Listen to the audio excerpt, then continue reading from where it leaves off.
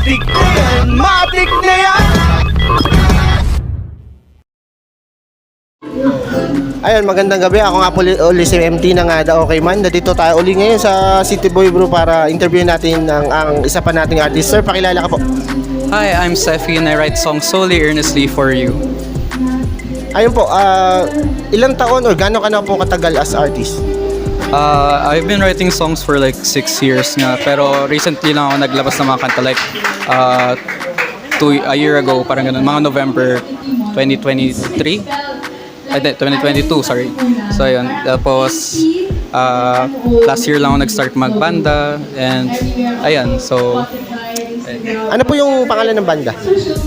Sefi pa rin, like solo artist slash band, like yung mga friends ko pinapatugtog ko sa music ko, ganun. Then we, kung kaya namin, like we go to gigs ng ganyan, tapos if hindi namin kaya, sessionista, ganyan. So yeah. Paano po yung konsepto mo ng paggawa ng kanta? So ang idea ng pagsulat ko ng kanta is parang mga letters sa mga people. Usually nagsusulat ako para sa sarili ko, yung mga nasa isip ko tuwing may kwento sa buhay ko na may nangyari, ganun. So susulat ako ng kanta, tapos naiisip ko dati na pwede siya para sa mga ibang tao rin. Then, ayun, yung katulad ng tricycle, yung pagiging third wheel. Kuya, baka kayo rin pagod na maging third wheel kasi ako pagod na. So sabi ko, sulat ako, ganun. So parang ganun na rin. Ito, out of pagiging artist mo, from head to toe, magkano yung outfit mo? Hindi ako sure kasi eto, pass me down lang sa akin to. Ayaw ko sabihin yung brand kasi nakakatakot, pero pass me down. Ito sa nanay ko to. Yung sapatos ko na lang.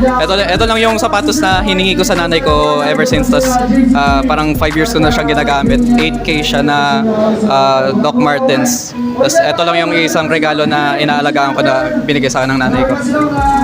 If ever na alam mo yung last day mo sa mundo, ano yung gusto mong last meal? Grabe yung mga questions ko, kuya. Siguro gusto ko yung luto ng nanay ko, like kahit anong luto niya. Gusto ko na sa last day ko, ang last kong matitikman na maaalala is yung ginawa ng nanay ko. Ayun. Ayun, before matapos yung ating interview, sir, promote mo po yung socials. Ayun. So you can follow me on IG, Facebook, Twitter at Kantani Sefi. That's Kantani SEFY, and you can stream my songs sa Spotify, Apple Music, YouTube, all that streaming platforms. And yeah, I'm Sefi and I write songs solely earnestly for you. Okay po, thank you. Maraming salamat at God bless.